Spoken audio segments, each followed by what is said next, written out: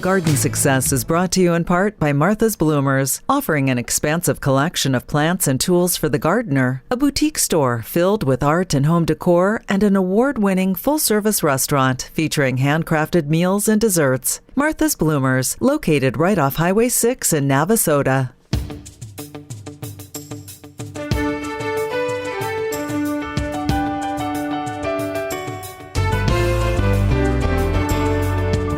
Welcome to Garden Success with Stephen Brugerhoff, the show designed to help you have a bountiful garden and a beautiful landscape. Call in now with your lawn and garden questions at 979-845-5689 or email your questions to gardensuccess@tamu.edu. And now, Texas A&M AgriLife Extension horticulturist Stephen Brugerhoff. Well, hello and welcome to Garden Success with Stephen Brugerhoff, but this isn't Stephen Brugerhoff. This is an echo from the past, a blast from the past. A radio used to be here. This is Skip Richter. It's good to talk to you again. It's been a long time. I'm sitting in for my friend Stephen today, and he'll be back with us next week. But anyway, just wanted to say hello. Long time no talk to. So if you got a question you would like to call and ask, well, we still have his magic microphone line. It's 979-845-5689, 979-845-5689, or if there is something you want to email, perhaps a question with a photo, gardensuccess@tamu.edu, gardensuccess@tamu.edu. Boy, it feels good to say that again. It's been a while. We have had a it's easy to be a spring gardener this year and a summer gardener so far. If this is your first year in Texas, enjoy it. It's been mild and it's been rainy and it's just been easy. About all you've had to do is mow the lawn and pull weeds. It's that kind of weather. Now we know that's not going to last for a long time, but at least it's been good to have it so far. I was out trying to keep up with mowing my lawn this past week, and just really growing. Everything's real happy out there. Just a reminder that when you're mowing the lawn, return those clippings. Clippings are nature's own free fertilizer. That's as simple as it gets. I mean, and if you think about it, let me just allow me for a moment here to kind of be a little philosophical and / scientific. When you put fertilizer on your lawn, those nutrients go in the soil, the roots take them up and grow grass. Not 100% of them, but that stimulates grass growth, especially the nitrogen. And then when you look down at your grass blades, if you pick a blade and hold it in your hand and look at it, what you're looking at is the exact amounts and ratios of nutrients that grass needs to grow. There's not 3 times more zinc than nitrogen, for example, just a trace of zinc. But you're holding on in your hand, you're holding on to cobalt and molybdenum and iron and zinc and these things we never put out of a fertilizer bag, but they're in that clipping because they're micronutrients that the grass has to have to survive. And there's also nitrogen, plenty of that. That's what helps our grass have vigor and be nice and green, one of the things that makes green color, and as well as phosphorus and potassium. So when you mow your lawn, if you bag it, and put it at the curb, you're renting fertilizer. You're paying for fertilizer, you're putting it down, you're growing, among other things, grass clippings with it, and then you're bagging those clippings, nature's own free, slow-release fertilizer, and putting it at the curb and paying the city to haul it away. That just doesn't make sense. It makes much more sense to recycle those clippings. That's what nature does. I have a t-shirt and it says nobody bags the meadow or rakes the forest or bags the meadow, and it looks like a Gary Larson cartoon because the deer are in the forest raking all the leaves off the forest floor, and the Holstein cows are on riding lawnmowers going through the pasture setting black bags out by the roadside to be picked up and hauled away. It's of course a farce. It's ridiculous, but it's what we do sometimes. We have to get all the organic matter off of our property and pay somebody to get rid of it. Nature recycles naturally, and it makes sense to do that too. Now, there's 2 times when I wouldn't bag clippings. One of them is, and this just happened to me. I didn't get around to mowing, and it rained and rained. And when I had a day I could have mowed, I wasn't there to be able to mow, and then it started raining again. And so by the time I got in there, if I had not bagged clippings, my mower's not that great at recycling. It's okay, but not that great.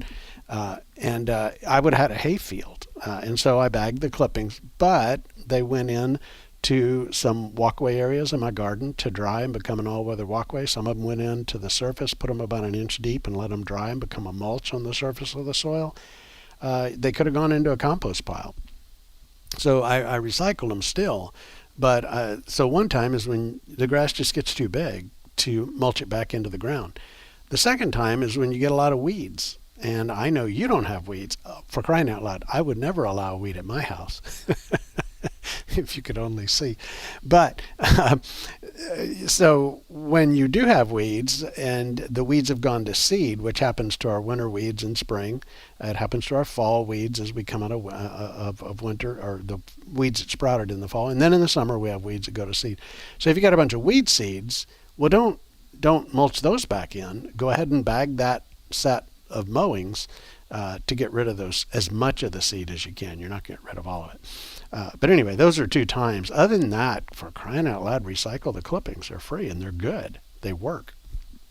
In fact, if you would recycle your clippings, you can pretty much get the same performance on half the fertilizer as if you don't bag the clippings. Something close to that. It's not an exact science, but it is true that recycling your clippings feeds your turf, and it helps feed the turf.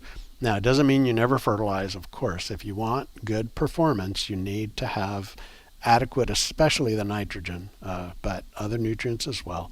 You need to have adequate of those in your lawn. So anyway, recycle them. One question that I used to get all the time when I was county AgriLife extension agent is, well, what about if the grass is diseased? And the answer would be, I would still recycle it. The disease, you're not going to get rid of the disease by bagging clippings. Diseases are ubiquitous. And let me prove that to you. If you are one of these folks that has to be proven, shown. I lived in Missouri for a while, and the thing there was show me. It was a show me state. So let me show you. Take a piece of plywood and go lay it on your grass somewhere in an out-of-the-way spot and leave it for a week or 2. And then pick it up. And underneath it, you're going to see gray leaf spots all over that grass. Now, where did it come from? It was there all along. It's just you created this perfect humid environment where it could thrive. And a little bit cooler because the plywood, or just a piece of board, was blocking the sunlight. But anyway, these diseases are ubiquitous. So just recycle them. Don't worry about that. It would be nice to not have them out there, but they are. So anyway, don't worry about that. Just recycle them and take advantage of that. We are about to enter the chinch bug season. We have a little bit of chinch bugs earlier on sometimes, a little bit of an early generation, and then they tend to be really bad once we get into August, even in early September. But you get to late July and then August, and chinch bugs, if they're going to occur a lot that year, then that is the time when we tend to see them. So just kind of be watching for that. If you see areas of your lawn and you've mowed it, you've watered it, and you know it's being kept adequately moist, but it looks like it needs watering again, and typically starting over by a curb or a driveway or some other kind of masonry structure, it could be a rock walkway or something. That's typically in the sunshine, by the way, in the sunlight. That's typically where chinch bugs begin. That's where we see them first. And so you've got this area, maybe it's alongside the driveway or along the front curb at the street, and you just see it's like, man, it needs water. It's kind of shriveling up, and you water it and it doesn't respond. Well, get down on your hands and knees and start looking among the runners down at the surface in the thatch and look for chinch bugs. And if you don't know what they look like, all you got to do is do an online search for it. I would recommend, if you want more information on that, there's some good publications out there, but if you do a search for chinch bugs and just add the word site:.edu, SITE, spelled SITE:.edu. In Google Speak, or whichever search engine you're using, what that means is, I want you to find me the stuff out there on chinch bugs, but I only want you to look at websites that end in In other words, the university, extension services across the South, and so on. You can even do a site :tamu.edu if you want to just search for A&M stuff. But anyway, that's a way to get more information. Keep an eye on it, because once they move too far along, they've killed grass, and now you got either resodding areas or you got a really bare, ugly area that's going to take a while to recover, and in the meantime, you're going to get weeds in it. One of the principles of weed control is a dense, healthy lawn. Dense, healthy lawn. If sunlight hits the soil, nature plants a weed. So to the degree that your lawn struggles is the degree that you're going to have more weeds from from weed seeds coming up. So try to avoid that. Catch it early. 1 year, it's been 3 years ago, I guess, I went on a trip, and our automatic system, for whatever reason, it did not function as it's supposed to. The lawn did not get watered, and when I came home, I thought it was amazing the amount of damage, and I couldn't figure out why. I mean, just drought alone, that wouldn't have done it. It was an extended trip, but my lawns are deep rooted because I water them deeply and infrequently.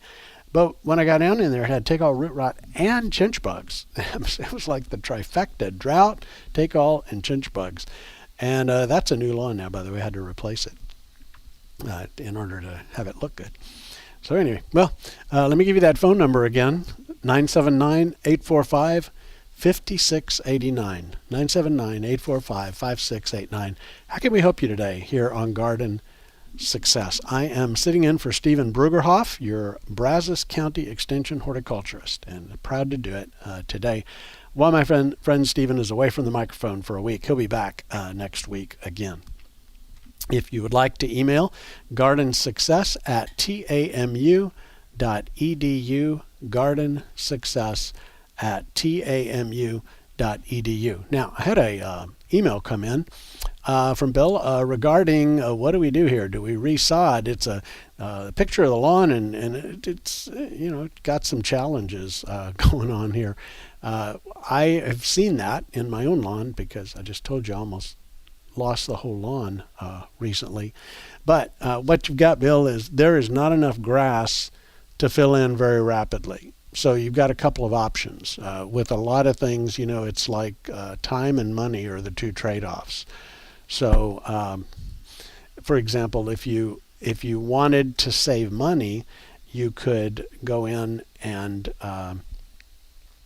just put sections of sod in, little plugs, little strips, and things like that, and then let them cover back over in time, and you could save some money in the process. If, on the other hand, you are wanting to just get it done, then you just solid sod the whole thing and replace it, and you're in business. You're not dealing with the weeds that come in while it's waiting, on that grass to fill in. But at this stage, with what you're seeing there, that is enough loss that you're just going to have to go in and do some resodding. It could be a number of things that caused it. Usually when I see something like this, drought's always a factor. Also, when I see this, I want to ask questions about what happened there. Is that where people got out of the car and stepped onto the grass, so it's maybe a little more compacted there? I'd want to see the sprinklers come on and see if maybe they're not reaching that area adequately. That would be another possibility that we might be dealing with there. So depending on which of those is possible, I think getting some sod in and getting it in soon. Clear out all the dead grass and the runners and all that debris and stuff.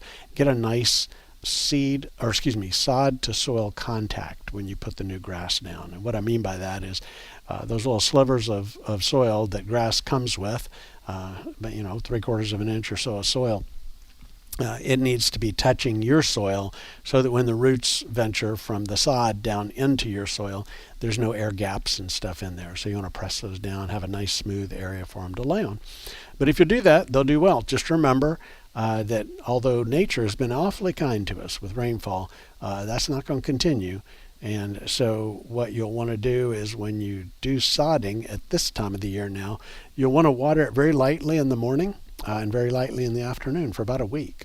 Not a lot of water, just enough to kind of help it keep going until it can get some roots down. The second week, I'll usually water it once a day. And you'll just have to watch. If it's in sun or shade, it doesn't need the same amount of water. Obviously more in sun. As time goes on, it doesn't need water as often because it's getting roots in the ground. But it usually takes a couple of weeks to get some good roots down into the soil, and then you start to back off toward a more normal watering cycle. But I see more lawns lost even in the first few hours. I saw a lawn the other day that they had patched a huge area of the lawn, and I don't know if they didn't water it at all or what, but in a couple of days it was starting downhill. They tried to start watering it, and there had been so much death to that sod that they put out by that time that there were just a few sprigs trying to come back through at that point. And so it's a real shame because they paid money for that.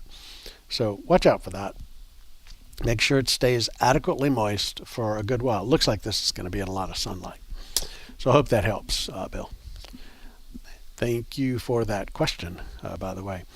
You are listening to Garden Success. I'm guest hosting today for Stephen. My name is Skip Richter. I used to be a county horticulturist with AgriLife Extension, and I've retired from AgriLife Extension. So glad to have you with us today. If we can help you with a question, 979-845-5689. In the community going on right now, we're sitting here on the 19th, so in 2 days, Saturday, at the Mounts Library, there will be a program called Earthkind Learning at the Library. And that is at 10 a.m. And it's, by the way, the Mounts Library is on East 26th Street, 201 East 26th Street in Bryan.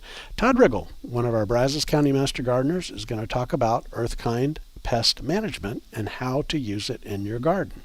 If you want more information on it, you can go to the website txmg.org. That's texasmastergardener.org. txmg.org/Brazos. Okay? So go to txmg.org/Brazos. That's our Brazos County AgriLife Extension Master Gardeners. Saturday, June 21st. And so you definitely want to hear that one. Todd's good. Excellent at this. It's a great topic, Earthkind pest management. Let's go to the phones now, and we're going to talk to Roger this morning. Or not morning, noon. Hello, Roger. Hello, Skip, and sure glad to hear from you again. What did Will Rogers say? Rumors of my death have been greatly exaggerated. There you go. I like that. Just got a quick question for you. I do Miracle Grow on my shrubs, and I started doing that about late in March, early in April, and I've been doing it about every couple of weeks. And I'm just wondering, now that we're heading out of any rain and into the desert, whether I ought to just stop doing that. I usually do stop as a matter of fact, you advised me after August. Mm-hmm. Okay. I see what you're saying. Yeah. Well, so these are existing, been in the ground a while shrubs. These aren't new transplants? No, these are all been in the ground for years. Okay. Yeah. You know, the most economical way to fertilize is with a granular. And you can put a dry granular around them, scratch it into the mulch or scratch it into the soil surface a little bit with a rake or something, and then water it in really good. I mean, you don't have to scratch it in, but it kind of gets it down in the soil where it's less likely to volatilize some of the nitrogen away. And you get the most bang for your buck that way. And I would stop the granular fertilizing by about the beginning of August. Depends on the shrub. If it's something that's a little prone to be cold tender, then we definitely don't want to push it into late fall growth should we have an early hard freeze. That's kind of why. But yeah, I've got lantana and a couple of little roses and I see various stuff. I've got a privy and some holly, Burford holly and things like that around. Okay. Well, those here for years. Yeah, those are all fine. A lot of them are not going to need a lot of fertilizing, but a little moderate amount will help. And if you only keep using the liquid, that's fine. It's just, per pound of nitrogen or something that you're paying a lot more for that. And then you have to do it repeatedly because a liquid fertilization isn't going to tend to last as long as a granular, which especially if you use a slower release product to give you some release of nutrients over time. Well, if I continue to use the liquid, when should I stop? Oh, you could go a little bit longer since it's the liquid. I would do it by the end of August probably. For all the plants you mentioned, you could probably go on into September with the liquid just fine. It's just, it's not like the plants have no nutrients other than we give them. We're just supplementing. We're just the icing on the cake. Hopefully the soil bank account has most of what they need already. Okay. All right. Sounds good. Okay, that's all I needed right now. Thank you very much, sir, and great to hear from you again. Yeah, good to talk to you, Roger. Thank you for the call. You are listening to Garden Success with Stephen Brugerhoff. Without Stephen Brugerhoff today, I'm sitting in here holding down the fort. My name's Skip, and I used to do the show a long time ago. Seems like now. I don't know. But anyway, Stephen is going to be back next week, so hang around. If you got any questions you want to email in to him, he'll be gathering those up as we go through the week and address them next week. If they come in before the end of the show today, I might even answer them here. gardensuccess@tamu.edu. So I was telling you, the Earth Kind Learning at the Library, at the Mounts Library, 26th Street in Bryan, East 26th Street in Bryan. Earth Kind Pest Management, that's this coming Saturday. Next Tuesday, the Master Gardener Association will meet. By the way, the new start time for their talks is 6 p.m., and that's at the AgriLife Extension office on County Park Court in Bryan. If you are a property owner and pay taxes at the county tax office, it's right next door. Can't miss it.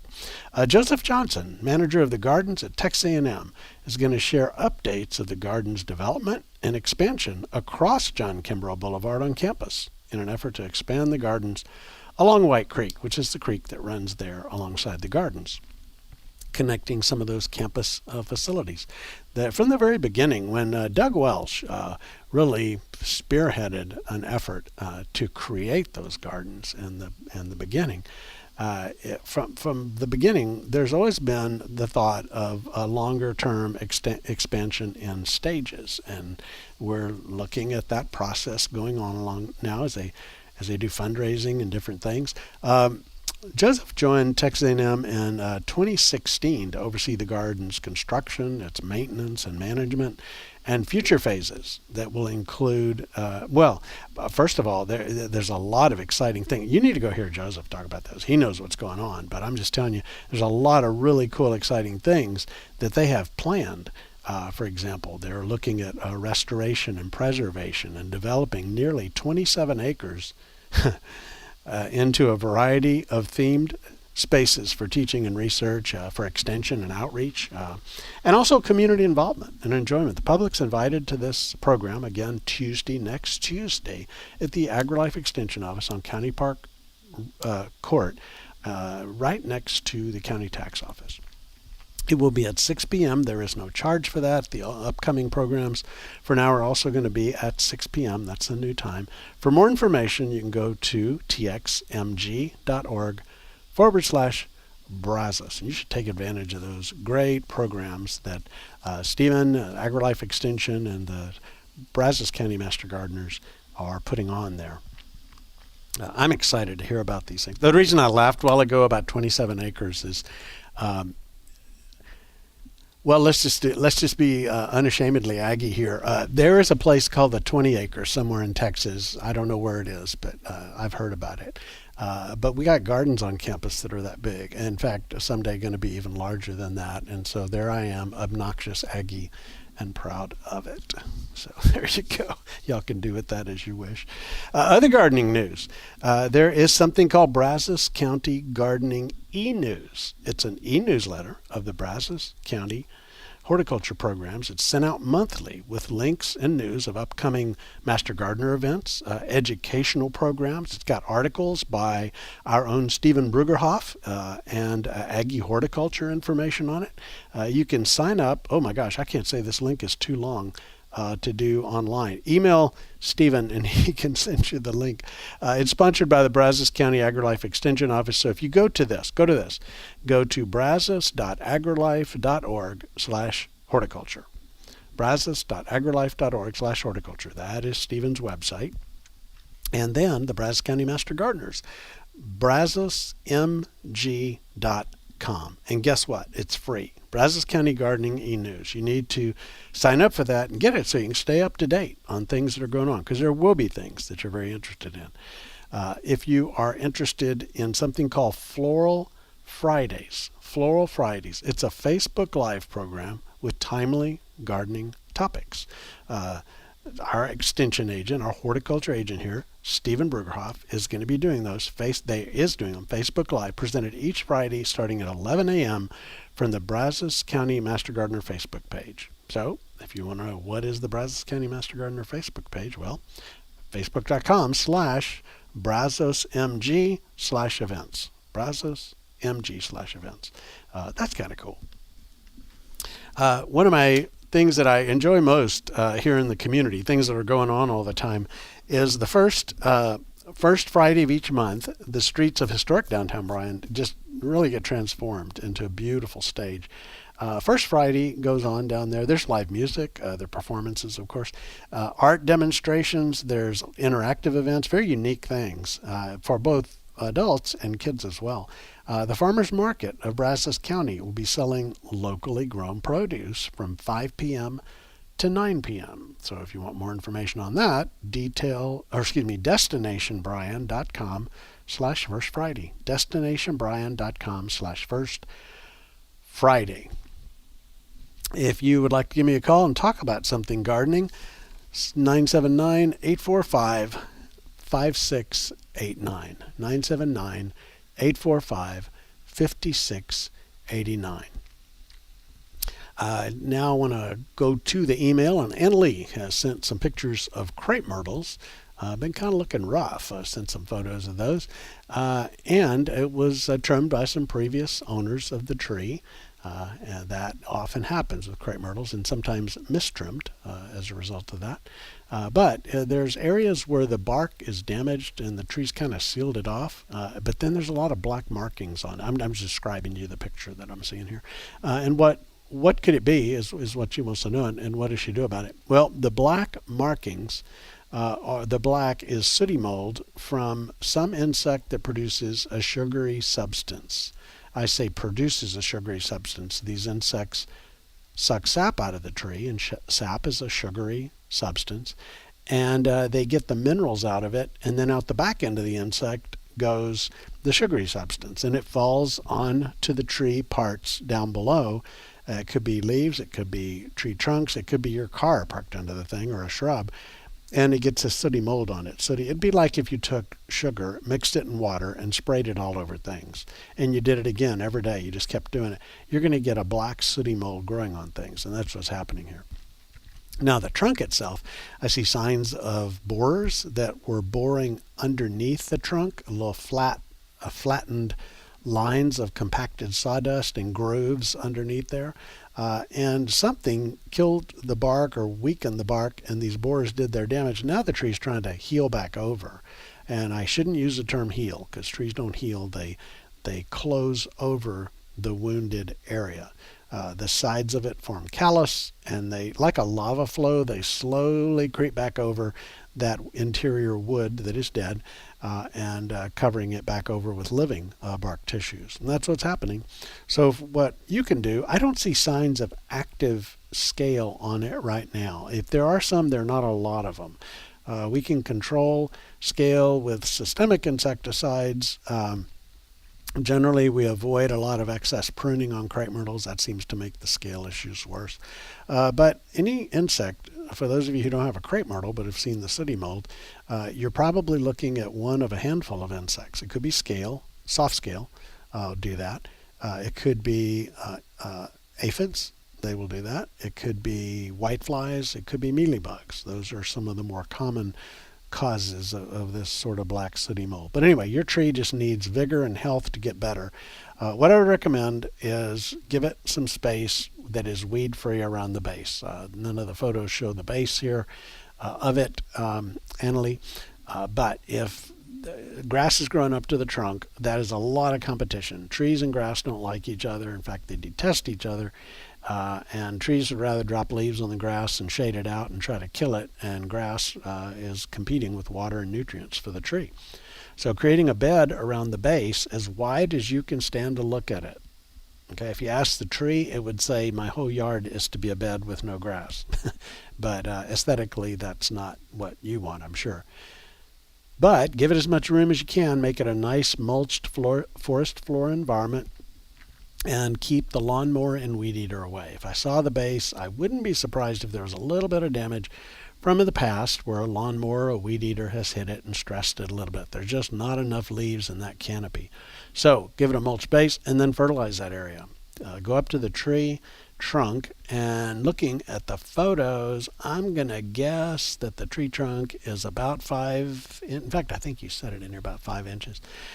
So for every inch of trunk diameter, give it 1 or 2 cups of fertilizer. So that would be 5 to 10 cups of fertilizer, which would be 2.5 to 5 pints of fertilizer. That's a lot of fertilizer. Spread it in a wide area all around that tree and water it in really good. And by the way, just use lawn fertilizer, just a high nitrogen lawn fertilizer, and water it in and get some vigor in that tree.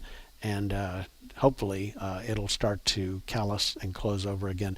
Most of your callus is going to occur in the spring, and the fall is second to spring, but fall is also a good time for the tree wounds to close over. So anytime you prune a branch, we tell you don't need to seal the wounds unless you're pruning an oak tree in an area where oak wilt is a concern.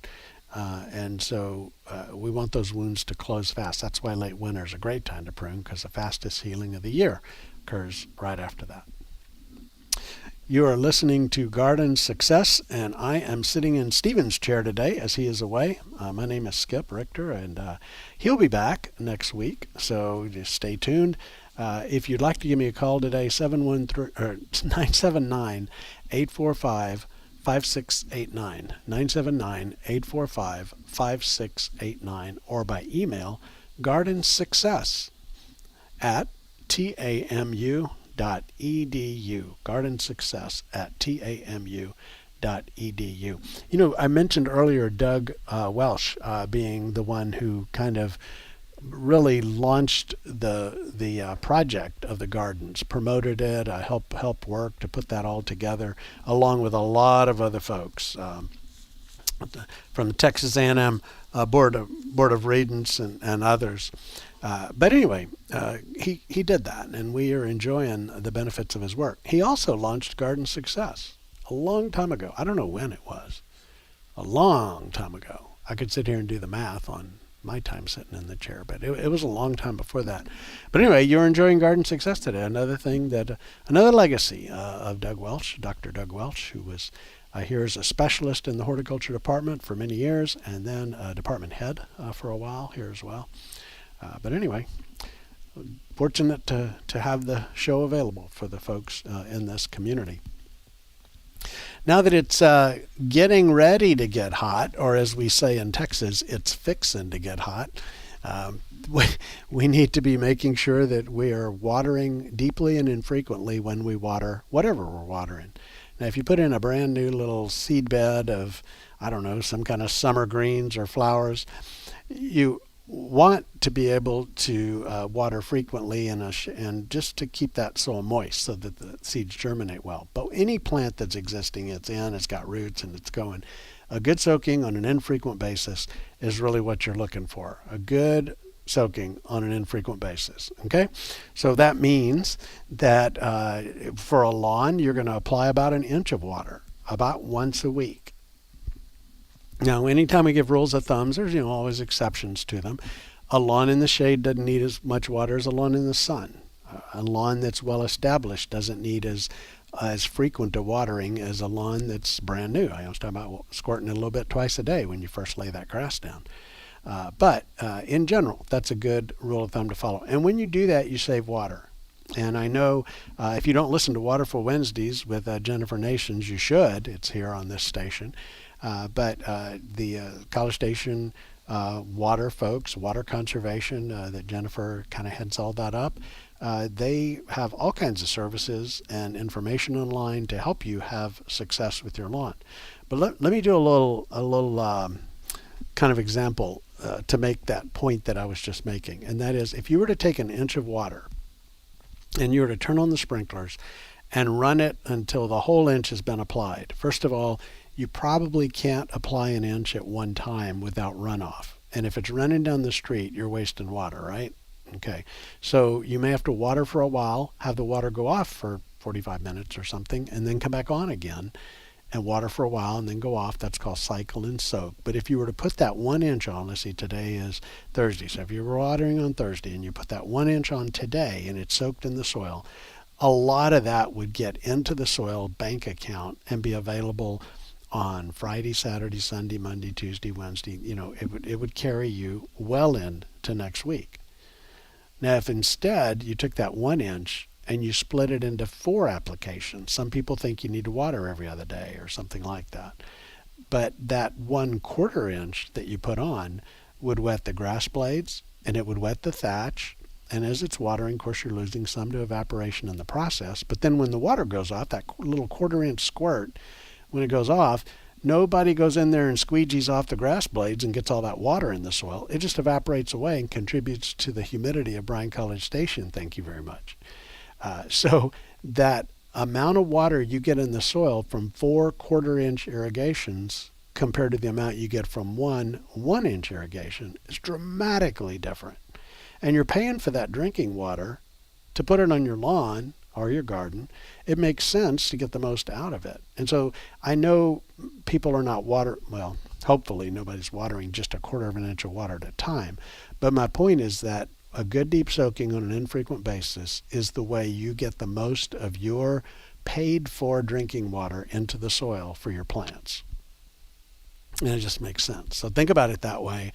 It doesn't. In fact, here's another thing. Remember how earlier I was talking, if those of you who listened to the whole show so far, I was talking about gray leaf spot. You throw a piece of plywood on the ground on the top of the lawn and you go pick it up 10 days later and you see these gray leaf spots under there because it's humid and moist and everything like that underneath there. Well, the more often you keep your lawn moist and wet, not just the soil moist, I'm talking about the lawn itself, wet leaves, the more problems you have with disease. That's certainly true with roses and black spot, and the high humidity with powdery mildew. And so the goal is to water deeply and infrequently. And there are many reasons to do it. There's financial, there is plant health, and then, plant promotion, getting the water in the soil to get through drought and hot. And then finally, the plant health from the standpoint of promoting diseases more than they already are here in our climate. You are listening to Garden Success. If you'd like to give me a call, 713, I've done that 4 times now, 979-845-5689. I hear it the minute I say it. 979-845-5689. Or by email, gardensuccess@tamu.edu. gardensuccess@tamu.edu. By the way, talking about things going on in Bryan College Station area, the Rio Brazos Audubon Society meets each Saturday at the Gary Halter Nature Center. Now, if you go, by the way, this is at 8:30 in the morning. They do something called Birding 101. So if you're new or even if you're experienced as a birder, you're invited to sharpen your skills with the folks of the Rio Brazos Audubon Society. You can learn to identify birds by sight and sound, how to use field guides and binoculars, and explore the Brazos valleys, both the native birds and the migrating species that are coming through here. The class, I'm getting harassed by friends by email here. This is uncalled for. All right. The class meets at the Nature Center, and what they do is they hike through Lick Creek Park's trails. You want to dress appropriately for outdoors, of course. Wear closed-toed shoes. Binoculars are available if you need to borrow some. They have unlimited supply, but if a few people need binoculars, they've got you covered there. And then all ages are welcome. Bring kids to do this. And if you want more information, by the way, it's free.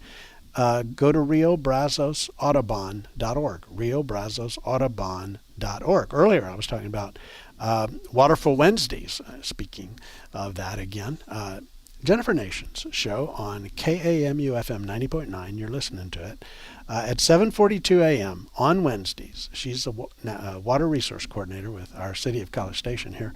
She provides information about the best practices and the procedures, as well as safety tips. You can go to the KAMU website for radio section of the website and find information on Waterful Wednesday. You can listen to past episodes as that. You can also listen to Stephen's show, Garden Success, and that is also available at the website. Now, if you want to email Stephen, gardensuccess@tamu.edu, gardensuccess@tamu.edu.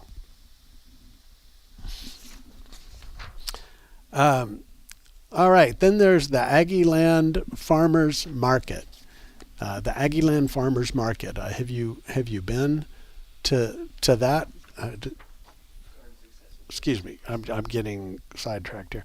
The Aggieland Farmers Market is the one at Post Oak Mall parking lot, 1500 Harvey Road in College Station. It's a member-driven farmers market, so basically locally sourced products. And this isn't just like vegetables, although it is vegetables, but things like baked goods, organic meats, free-range eggs, plants, jellies, jams, canned veggies, and a lot more. If you want more information, you can call David Wolf, 979-530-3768. All right. And then there's the Brazos Valley Farmers Market, Saturdays from 8 a.m. to noon also. This one's in downtown on Main and 21st Street. Same kinds of things there. You can go to the website for that one, the Brazos Valley Farmers Market.com. And then finally, Farm Fridays on Tabor Road. It's a fresh market. Lots of fresh produce, eggs, dog treats even, and hand-knitted blankets, skincare items, all kinds of things. Go to or email Ron Bolton llc@gmail.com if you want more information on that one. Let's go to the phones now, and we're going to talk to Tad. Hello, Tad. Welcome to Garden Line. Good afternoon. Can you hear me? Yes. Hi. Say, listen, I've got some acreage out in Washington County, and I've got quite a few white oak trees. I think they're pin oaks or water oaks, one of the others. I know it's hard to tell with them. And for the past couple of years, I've had a real problem with disease hitting these. It's a kind of, I think, a kind of borer. But what happens is the branches go dead, and then leaves come out as the tree becomes stressed, and they come out on the boughs themselves and even on the trunk, and then eventually the whole thing just keels over. What is your suggestion about what this might be? Well, when the bark peels off oaks like that, it's usually a disease called hypoxylon canker. And sometimes underneath, when the bark falls off, you'll see either gray or just tar black, or sometimes a dusty olive colored dust material underneath the bark. So you probably are dealing with hypoxylon canker. It can attack things other than oaks, but we see it a lot on oaks. It's a stress-related disease, Tad, and basically the plant gets weak and the disease moves in. It's already there. It's just the plant is able to fend it off, and once it gets weak and the disease moves in, it literally kills entire branches, if not the whole tree. Now, is this something that seems to have gotten markedly worse during the bad drought that we had here a couple of years ago? Yeah. And I'm still seeing trees, keel over and die off, but I'm also seeing the disease advancing in trees that otherwise appear healthy. I know it's difficult with trees sometimes to tell whether they're stressed or not, but it still seems to be moving to the stand of wood, and I'm wondering if there's anything I can do about it.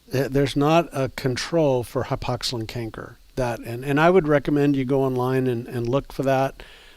You'll see images, but just remember there's like several very different looking appearances of what it does when the bark falls off, what you see underneath. So depending on the species that it's on.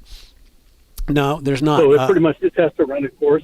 It kind of does. And when trees go into severe stress, and we see this when someone goes in and builds a house beside a tree, especially something that's completely intolerant of that, like a post oak, the tree starts to decline, and at that point, it's very difficult to turn it around.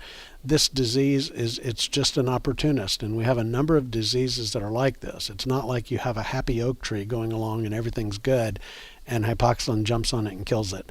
It's more like if we are weak, tired, we don't eat right, we're not getting enough sleep, and so on, and no exercise, you're more likely to get sick than if you were doing all the things that promote good health, and that is true of some plant problems as well. Okay, well that is a good steer for me. Now, is there any benefit to going in and cutting out the diseased trees to limit its spread, or is it pretty much just going to run its course? Well, it doesn't do any good to have them there because that olive drab, those are spores that are floating around. But years ago, I talked to a plant pathologist here at Texas A&M AgriLife, and they were saying you could go out into a healthy tree in the forest and find hypoxylon present.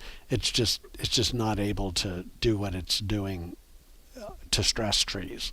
So I see no reason to leave dead trees sitting around, but other than some people do it for woodpeckers and things like that. But from a tree standpoint, there's no reason to leave it around. Okay, that's really helpful. Thank you very much. I appreciate it. It's good to hear your voice again. So yeah, thank you. Sorry to be the bearer of bad news. And there's a really good publication. I think it may be at the Dr. Ong, the plant clinic here, Texas A&M State Plant Clinic. It's plantclinic.tamu.edu, and I'm going to check on that. There may be a publication still on hypoxylon canker on there. It's resources and things like that. Maybe one of the fact sheets. If not, the AgriLife Learn website would have it. But anyway, those are a few things that I might refer you to just to read up on it and become a little bit more familiar with it. Awesome. Okay, I'll check them out. Thank you very much. All right, you take care. Thanks. Appreciate that call. Phone number, if you would like to give me a call, is guess what? 979. I got it this time. 845-5689. 979-845-5689. Or, if you want to email, gardensuccess@tamu.edu. For those of you who are wanting to, get information to Stephen and get help with different kinds of questions that you have, always remember that a good photo is extremely helpful. And a good photo is a well-focused photo. If you send fuzzy photos, you get fuzzy answers. And we don't want fuzzy answers. We want sharp answers, accurate answers. So take a picture of sometimes it helps to take the plant in its overall setting, just so like earlier, Annalie had sent me a picture of crape myrtles. Very good pictures, by the way. I could see the whole plant and see that, that canopy could use a little more vigor. It's not doing well. And then a really good close-up photo showing the trunk up close. And you got to watch things because sometimes your camera focuses on something in the background instead of what you're wanting it to focus on. And if you will just check that before you send it, it sure does help a lot. And it doesn't hurt to throw an extra photo, a different angle or something in there. The closer you can get on a lot of things, especially I've gotten photos before of something the size of a speck of pepper or something, and it's taken from a foot away. Well, I can definitely confirm that is a speck. I have no idea what the speck is, but that is a speck. So zoom in real good, send Stephen some really good quality photos, and you'll get some really good quality answers on that. In the garden, I want to talk a little bit about vegetable gardening right now.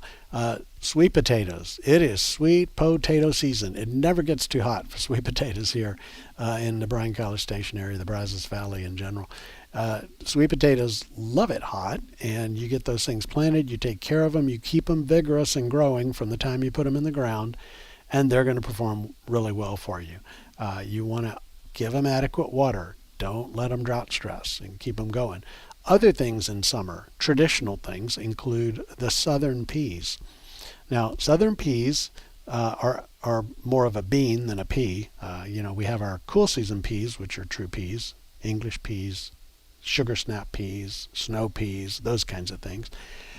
And then we have southern, quote, peas, which are things like black-eyed peas and purple hull and crowder and zipper cream, and oh my gosh, just saying them makes my mouth water, because if you shell out fresh southern peas and cook them, and if you have some cornbread on top of it, I'm pretty sure that it ought to be an illegal substance, because it is mind-altering how good that stuff is. But anyway, southern peas love the heat. They do well in the heat. Melons. Watermelons and cantaloupes can take some heat. The thing that most people aren't aware of are the greens that grow in the summertime. Amaranth. Amaranth green, if you're a farmer, you call it pigweed, and it is a pain in the neck because it proliferates like crazy. 200,000 seeds on a plant, that kind of level of proliferation.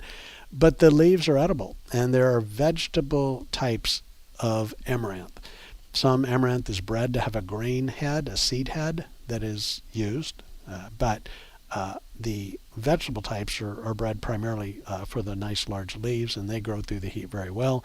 Another one would be Malabar. Some people call it Malabar spinach. We call everything spinach that we don't know what to call it. There's Malabar spinach and Egyptian spinach and water spinach, and none of those are spinach.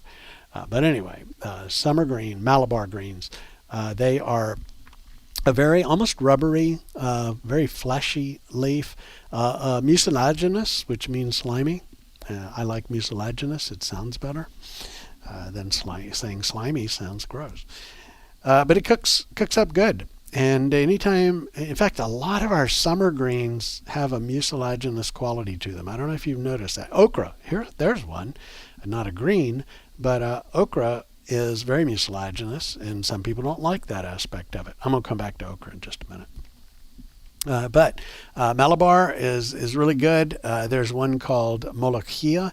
Molokhia, it has variations on the name Molokhia depending on what country or what language you're hearing it said in. But it's a very, very tough. It's related to jute.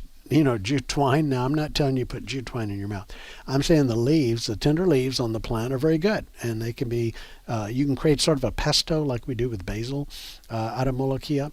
It's a good one. And boy, does it ever take the heat. Never too hot for that. There's one called Egyptian spinach. It's really a celosia. Again, not a spinach. That is edible. I don't think it is as palatable, but neither do the bugs. It doesn't get a lot of beetle holes in it like amaranth does, for example. And we could go on. There are other more obscure plants than that make a very good summer green. Never gets too hot for those. So your summer garden can continue to produce healthy greens. Oh my gosh, I can't believe I forgot perhaps the best one, and that is purslane. There are purslanes that are weeds. You got purslane all over the place. So it's a weed, no question. Then we have purslanes that are for flowers. The hanging baskets of purslane and portulaca are very pretty. But there are purslanes that are bred for larger leaves, and they are very succulent, very plump and succulent, and they take the heat, and they even take drought and bounce back pretty good. Now, purslane is high in omega-3 fatty acid, a very important health benefit to eating purslane. It's got a little bit of a lemony zip to it. So if you're cooking like a stir fry or making a soup, or I even put it in like smoothies and stuff, you drop a little bit in there. It's good for you, and it loves the heat. So if I were to say name 5 greens, your first 5, I promise you, would be all cool season greens. And like you would say lettuce and spinach and arugula and lettuce and kale and what else? Anyway, you get the idea. Collards. Those are all cool season greens. We have warm season greens, and our garden should have them in them too, in my humble opinion. So there you go. Got time for one call if you hurry up. It's at 979-845-5689, 979-845-5689, or by email gardensuccess@tamu.edu. So out in the vegetable garden, we can still be planting. You can still be planting okra. I said I was going to talk about okra again when we come back. I cannot not talk about okra. I'm sorry. It is an obsession. I love okra. I grew up eating fried okra. Not the healthiest food for you because it's fried, but good in the South. Those of you, especially folks that are from a little east of here, grew up probably eating gumbo all the time. Gumbo is a great way to use okra. Okra, the mucilage in okra is very good for thickening, and so it makes gumbo really, really good. Now I'm going to drone on about okra for just a minute, and if you want to stop me, call me and shut me up. But I just want to tell you that it is an amazing vegetable. It has 2 different kinds of fiber in it. It has a soluble fiber that is very healthy for heart health. Soluble fibers in our diet are very important when we're dealing with things like cholesterol, heart health, and whatnot. It also has an insoluble fiber, and that's the one that goes through you and, as we say, keeps you regular. It's very good for our gut health, and okra has both of those in it. Okra is a good protein source, very low in calories.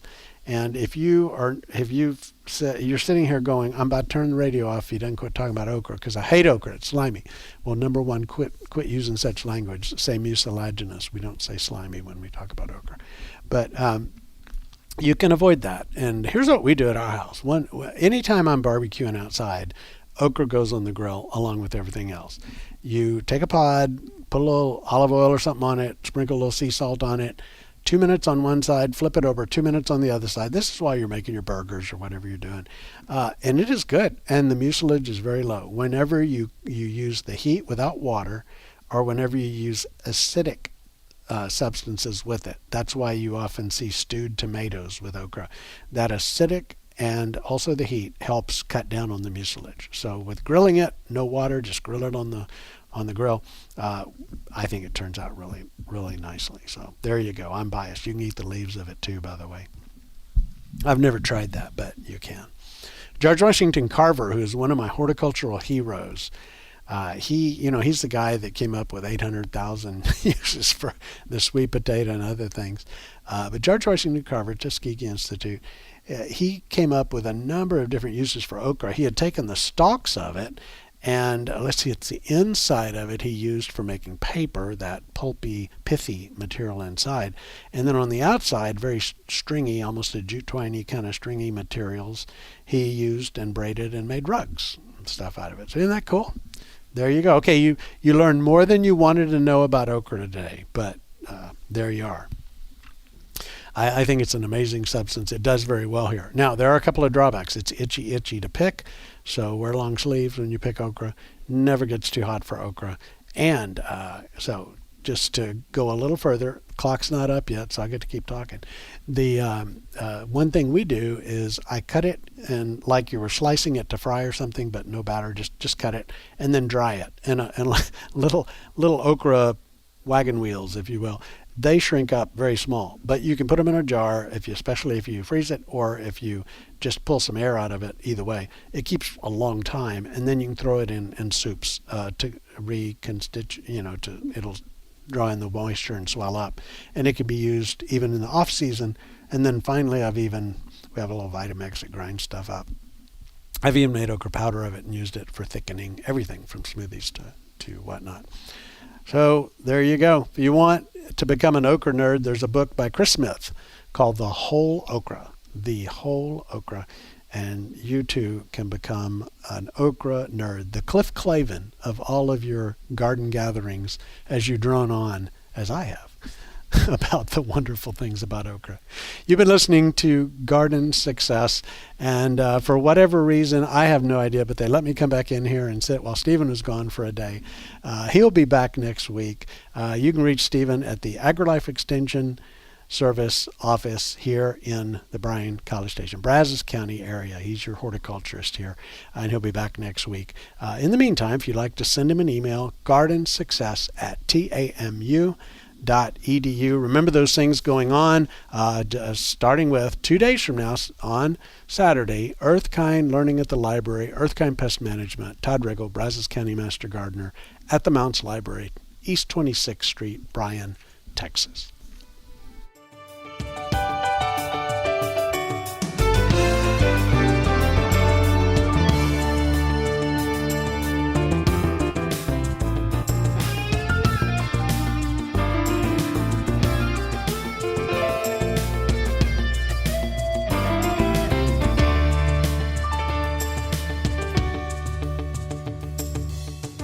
You've been listening to Garden Success with Texas A&M AgriLife Extension horticulturist Stephen Brugerhoff. Join us again next week as Stephen discusses your questions about gardening and landscaping in the Brazos Valley.